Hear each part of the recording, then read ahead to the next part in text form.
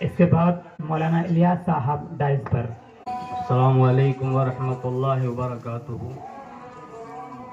معزز علماء کرام، عزیز طلباء اور بستی کے ذمہ دار حضرات، تاثرات آپ حضرات نے ہمارے علماء کرام کے کافی دیر سے سنے ہیں، سن رہے ہیں۔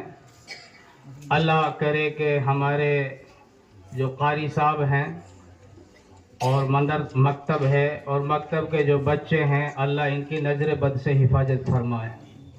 چونکہ نظر اچھی بھی لگتی ہے بری بھی لگتی ہے، تو یہ ہے کہ اللہ بری نظر سے حفاظت فرما لے اور اچھی نظر تو لگی رہے جو اکابرین کی ہمارے اس مدرس کے، اس استاذ کے اللہ نے لگا دی ہے۔